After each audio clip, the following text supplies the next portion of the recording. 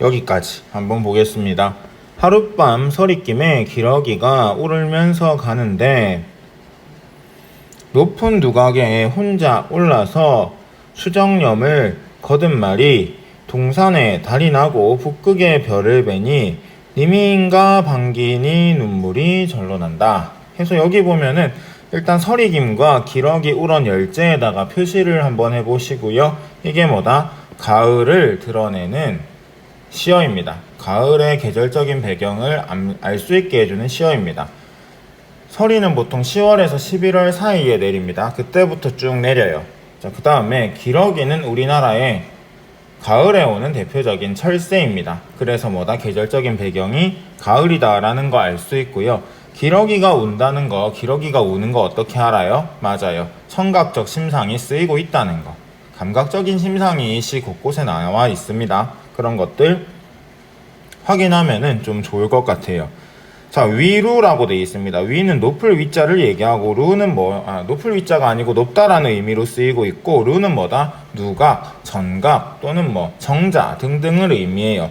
보통 높은 곳에서 무엇을 하기 위해서 경치를 보기 위해 만들어 놓은 건축물을 우리가 루라고 합니다. 누각, 정자 아니면 작은 정각 그런 것들. 그래서 높은 누각에 혼자 올라서 이런 거는 안 봐도 돼요. 그냥 수정염이라고 하는 게 중국집 같은 데 가보면은 있어요. 그 발 있어요. 구슬 같은 거 따닥따닥 돼 있는 거. 왜 있는지 모르겠는 거.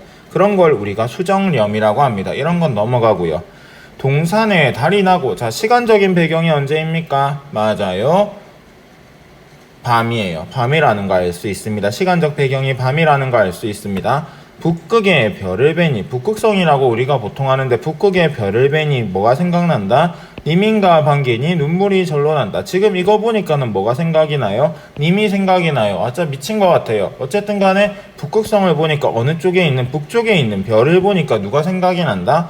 네, 님이 생각이 납니다. 북쪽에서 제일 밝게 빛나는 별을 보니까 님이 생각이 난다는 거. 결국에 이것도 뭐다? 님을 생각나게 하는 그런 자연물입니다.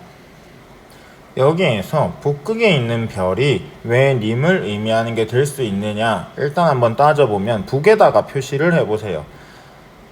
우리가 아까 전에 시적 화자가 있는 공간은 하계고 그 다음에 님이 있는 곳을 광안전, 상계라고 이야기했습니다. 거리감을 드러내기 위한 이원론적인 세계관이다 라고 이야기를 했었는데 실제로 님은 우리가 알다시피 임금일 거고 어디에 있습니까? 한양, 즉 지금의 서울에 있습니다. 시적 화자가 보통 여성으로 표현이 되지만 우리가 시인이 남자라는 거 알고 있고 인마가 뭐다? 양반사대부라는 것도 알고 있어요. 보통 양반사대부가 이런 시를 적는 거는 누구랑 사이가 또는 거리가 멀어졌을 때다. 임금하고 거리가 멀어졌을 때예요.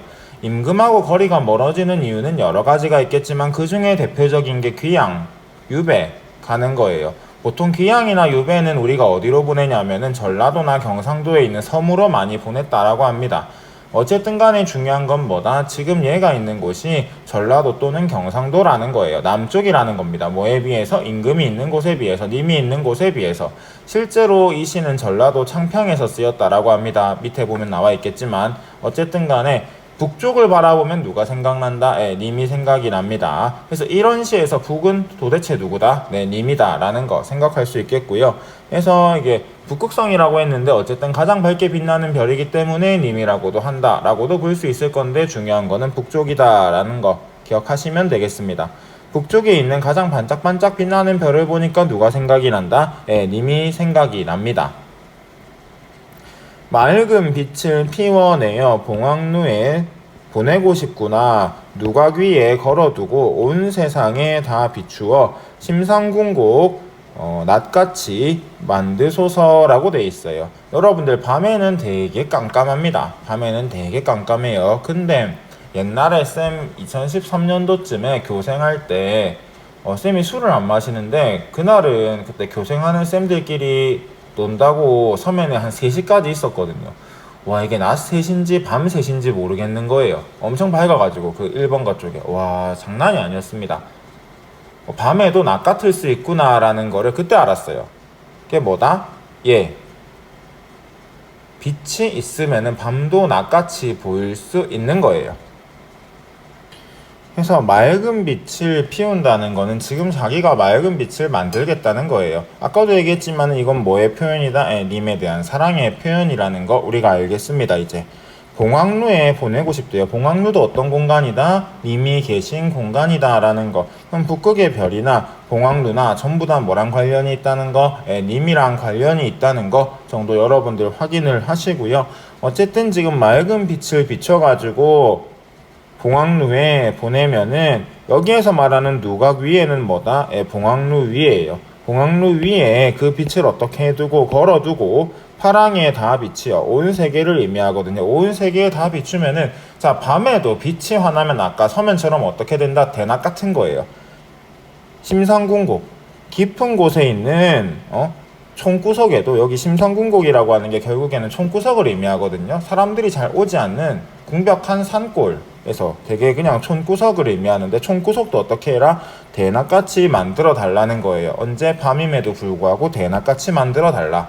이 부분을 한 번 더 보면은 일단은 어두운 것보다는 빛이 있는 게 사람들한테는 더 좋아요. 밝으니까 무서울 게 없으니까. 해서 빛이 있다는 건 되게 좋은 거거든요. 근데 빛 중에서도 어떤 빛? 맑은 빛을 온 세계에 다 비추는 거니까는 긍정적인 영향을 온 세계에 다 비춘다라고 생각을 해도 괜찮을 것 같아요. 아까 전에 님을 누구라고 가정했을 때, 임금이라고 가정했을 때 이 청광이라고 하는 거는 결국에 누가 님이 긍정적인 영향력을 발휘했으면 좋겠다라는 거예요. 자기가 서포트 해줄 테니까 자기가 청광 만들어가지고 내가 안 비추고 누가 비추고 님이 비추게 해주고 그럼 님이 뭐하고 청광으로 온 세계를 비추고 온 세계에 뭐하고 긍정적인 영향력을 발휘했으면 좋겠다 하는 게 뭐다? 이 부분의 내용입니다. 조금 다르게 해석도 가능한데요. 지금 이때 님과 나는요 우리가 만날 수 있어요 없어요? 없어요. 우리 아까 전에 여름에서 무슨 얘기를 했어요? 님과 나 사이가 어떻다? 멀기도 너무 멀다. 갈 수 있다 없다? 없다. 천리말리 산과 구름 그쵸? 우리 갈 수 없다라고 얘기했는데 그럼 난 님의 소식 알아요 몰라요? 몰라요. 모르니까 어떻게 해요? 궁금한 거예요. 그래서 어떻게 한다? 빛을 쏘아 보내는 거예요. 빛을 보내면은 이 빛을 받은 님이 그 빛을 뭐하면은 봉황루에 걸어두면은 빛이 온 세계에 비추고 나는 님이 걸어둔 그 빛을 통해서 누가 무사함을 님이 무사함을 알 수 있죠. 심상궁곡을 시적 화자가 있는 공간이라고 봐도 됩니다. 그래서 시적 화자가 있는 공간까지 뭐하게 해달라? 빛을 비춰달라. 그래서 내가 님이 잘 계신 것을 무사한 것을 알 수 있게 해달라는 거죠. 얼마나 외로웠으면 얼마나 궁금했으면 이랬을까 하는 생각을 쌤도 하고 있습니다. 안타깝기까지 한데요. 마음도 아픈데요. 여러분 이러면 된다 안 된다? 안 된다라는 거. 누구를 위해서? 자기 자신을 위해서.